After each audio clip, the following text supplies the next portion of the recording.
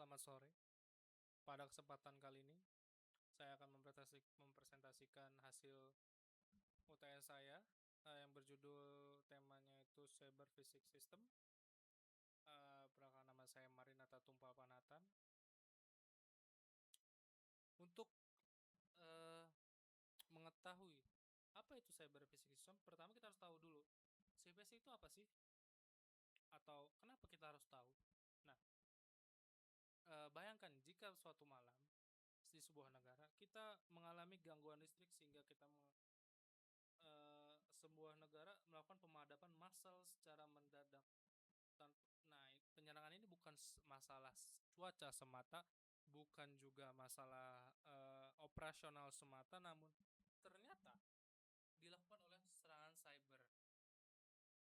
Nah, serangan cyber pada CPS itu bukan hanya masalah data, namun dampaknya juga terasa nyata atau dalam bentuk fisik nyata, di mana tadi kita mendapati pemadaman yang secara mendadak. Nah, pada Indonesia sendiri, serangan cyber atau cyber attack itu terjadi pada 2022 370 juta kali dalam setahun. Justru itu adalah serangan yang sangat banyak yang terjadi dalam satu tahun. Nah, dari pemaparan saya tadi, muncullah 3 pertanyaan, 3 rumusan masalah. Yang pertama itu, apa sih karakteristik unik ancaman CPS? Bagaimana membangun resilience-nya atau ketahanannya? Apa yang jadi tantangan untuk mengimplementasikannya? Kita jawab pada slide berikut. Nah, untuk sebelum itu, dari pertanyaan itu saya membuat tugas itu berdasarkan metodologinya itu systematic literature review, di mana basis data. Selanjutnya periode yang saya gunakan itu pada 2020 sampai 2026, kata kuncinya cyber resilience, CPS, dan lain sebagainya, sehingga menghasilkan 10 sumber premier, di mana 5 jurnal internasional dan 5 sumber pendukung. Nah, dari literature review yang saya mendapati 5 karakteristik unik sistem cyber fisik. Pertama, kesadaran harus tinggi, harus beroperasi 24 jam, 7 hari dan 1 tahun penuh tanpa adanya downtime. Harus real time untuk latensi yang ketat. Dan juga harus memiliki siklus hidup yang panjang. Harus juga memiliki tanpa keterbatasan komputasi, di mana semakin berkembangnya ancaman cyber, dan juga konvergensi antara IT dan OT, fisik dan juga sistemnya harus sangat sangat kuat atau harus memiliki chemistry yang kuat. Nah, setelah itu pendekatan ketahanan cyber untuk CPS itu ada defense in depth, ada zona conduit, ada machine learning, menggunakan model CNN, XGBoost, dan yang terakhir itu ada digital twin untuk CPS, di mana replika virtual dari operasi nyata, di mana jadi virtualnya akan jadi bahan uji coba, bahan untuk mengukur bagaimana keseharusan kita menyikapi cyber physics system atau serangan yang akan terjadi nantinya. Nah, ada 2 standar juga tadi, kuncinya itu ada NIST SPN 800 tahun 2023, ada IEC 62443. Nah, 5 gap yang masih terjadi pada literatur ini ada hasil di lapangan tidak selalu sama dengan hasil yang di lab, di mana di lab sempurna, di lapangan belum tentu. Ancamannya kurang realistis, metrik efektivitasnya belum ada, pada implementasi cyber security-nya, framework-nya. Ada riset di negara berkembang sangat minim, kebanyakan di negara maju.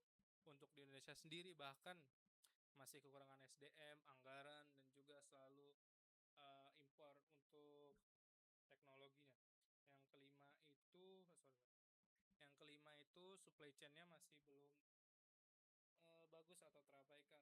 Pemerintah belum memusatkan perhatiannya secara baik pada sistem fisik eh, cyber fisik sistem ini. Apa sih yang harus dilakukan Indonesia? Nah, ada hanya ada 12 organisasi Indonesia untuk kesiapan cyber yang matang.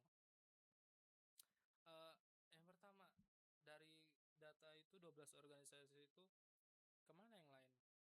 Yang dilakukan itu adalah pemerintah harus membuat standarisasi regulasinya, harus menggunakan framework cyber security ini, NIST dan juga IEC, juga harus menginvestasikan sedikit asetnya uh, untuk kesiapan CPS, harus mengembangkan SDM-nya, either membawakan yang ahli ke Indonesia atau menerbangkan anak bangsa untuk belajar lebih baik framework atau pada sektor ICS atau industrial cyber system, dan juga membangun lab nasional, di mana ini sangat penting. Kita saat terjadi dan belum terjadinya, kita bisa melakukan riset terlebih dahulu yang pas untuk Indonesia. Dari 3 poin ini, pertanyaan tadi, yang pertama itu apa sih karakteristik unik ancaman pada CPS? Nah, untuk menanggulanganinya bagaimana, dan juga implementasi yang bagaimana. Yang pertama, CPS itu dengan serangan IT biasa sangat berbeda karena dampaknya nyata. Jadi dari device, dari kesiapan sistem dan device harus sangat amat baik. Yang kedua, untuk resilience-nya itu tidak ada solusi tunggal, di mana ada 4 sektor tadi. Defense in depth, segmentasi zonanya harus baik, deteksi anomali juga harus diterapkan, dan juga harus ada digital twin tadi, di mana itu sangat diperlukan. Dan ketiga, Indonesia sudah punya kerangka regulasi implementasinya, tapi hanya 12% organisasi yang menggunakannya, sehingga saya rasa dari standar harus ditingkatkan, aset juga harus ditingkatkan, fokus pemerintah juga pengembangan SDM dan juga pembuatan lab riset tersendiri. Nah, dari itu saya rasa bisalah tercipta ketahanan CPS yang baik. Sekian dari saya, terima kasih.